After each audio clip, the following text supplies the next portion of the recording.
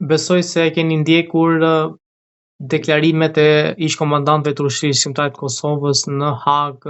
Si e patë gjithë atë, po themi, qëndrim të tyre dhe a besoni që do ketë një vendim pozitiv ndaj atyre? Shikoni, ata komandantët e Ushtrisë Shqiptare të Kosovës janë heroj të pamohueshëm të popullit shqiptar. Lufta e Ushtrisë Shqiptare të Kosovës është nga luftrat më të pastra që ka bërë populli shqiptar, është një nga motivet e krenarisë të popullit shqiptar ndër shekuj.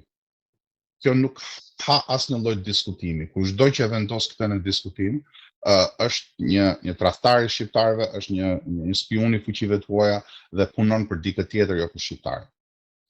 Thënë kjo, gjykatën e Hagës e krijuan disa fuqi evropiane, të cilat me mbështetje ndërkombëtare do themi, jo vetëm disa fuqi evropiane, por nuk ishte ky motivi, nuk duhet kishte qenë ky motivi. Motivi i ndrrimit të historisë. Është një gjykatë fars, është një gjykatë pa asnjë lloj legitimiteti, është një gjykatë që duhet kishte përfunduar me kohë, është një gjykatë që kryeministri i Kosovës Albin Kurti duhet ta denoncojë, duhet ta kishte denoncuar me kohë, po të paktën ta bëj sot, ta bëj në momentin e fundit. Thotë që kjo nuk është një gjykatë që ne e njohim. Ne shqiptarët nuk kemi për ta njohur atë gjykatë. Çfarë do lloj vendimi fars t'japi ajo gjykatë, sepse duket se çfarë lloj gjykate është, ne nuk kemi për ta pranuar, është një gjykatë fars, është një gjykatë që i ka marrë dhënat nga prokuroria serbe, është një gjykatë që i shërben Vučićit, i cili është ish zëdhënësi i Miloševićit, i dënuar nga një gjykatë e ngjashme. Pra, ka shumë çka që është jo konsistente në këtë veprimtari.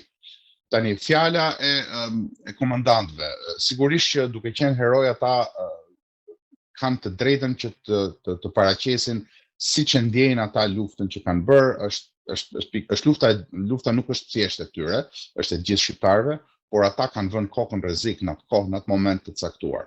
Në luftë dalin vetëm ata që kanë për brenda për betimin se për Shqipërinë dhe për shqiptarët janë gati të japin jetën. Dhe betimi i ushtarëve të UÇK-s nuk ka qenë për të krijuar Republikën e Kosovës, as kombin kosovar, por ka qenë për bashkimin e trojave shqiptare. Dhe ka qenë një betim shumë i thellë, i cili mallkonte çdo, qoftë edhe nga gjaku i vet, nëse i dilte kundër kësaj agjende. Pra, duhet kemi parasysh që në historinë e kombëtarizmit shqiptar, UÇK-ja është një epope e lavdishme.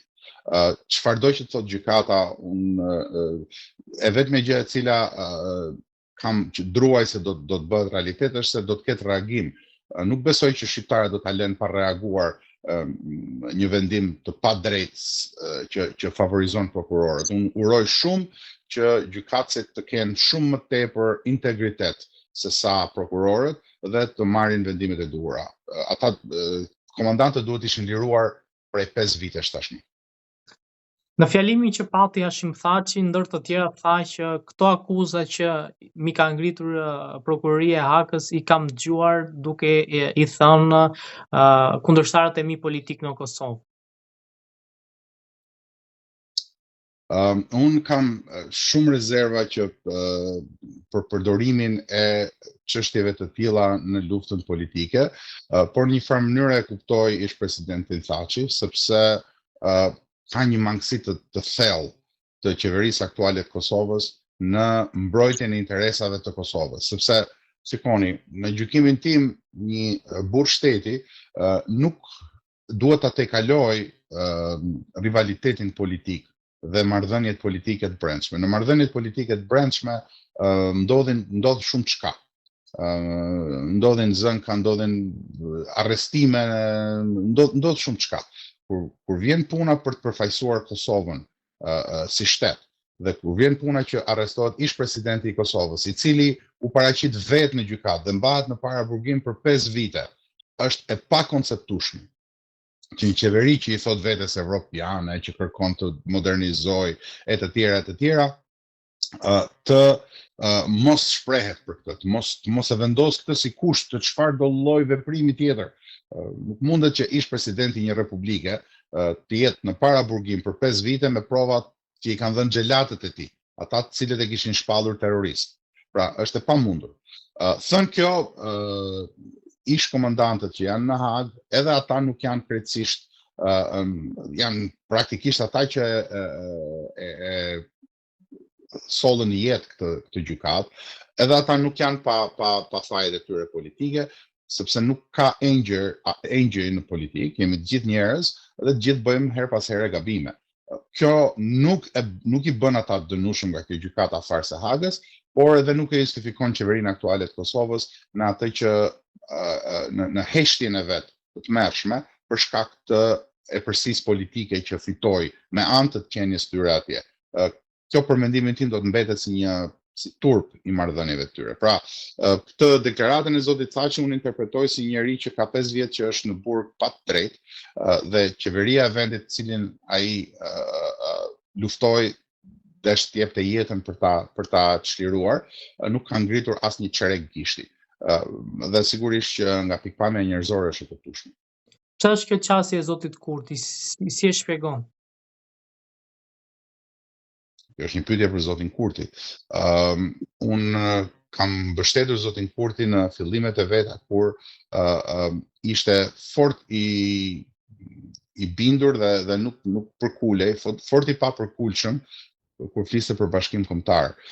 Ndërsa sot duket sikur zoti Kurti i ka lezetuar koltuku, në një farë mënyrë në të njëjtën mënyrë se si dolën nga rruga e duhur gjatë qeverisjes disa nga komandantët e UÇK-s kur ishin në pushtet. Pra, ky është një problem që ne kemi, që duhet ta kishim, që duhet ta adresojmë, sidomos në Kosovë, sepse Kosova është pika nevralgjike e shqiptarisë sot.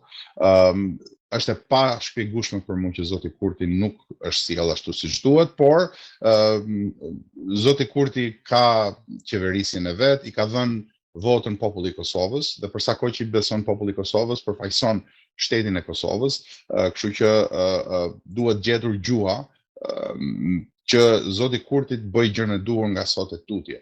Unë mendoj që në marrëdhëniet Shqipëri-Kosovë nuk është krejtësisht fajtor vetëm zoti Kurti.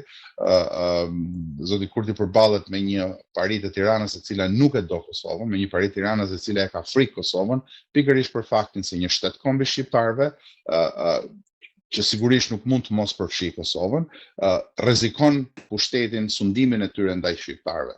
Kështu që të dy këto faktor janë të rëndësishëm në gjykimin që japin. Zoti Kurti duhet që të urgjentisht që të ndryshojë rrugë, duhet urgjentisht që të ndaj pushtet me gjithë faktorët politikë shqiptar në Kosovë, në mënyrë që të përballet me disa vështirësi të cilat nuk do të jenë të lehta.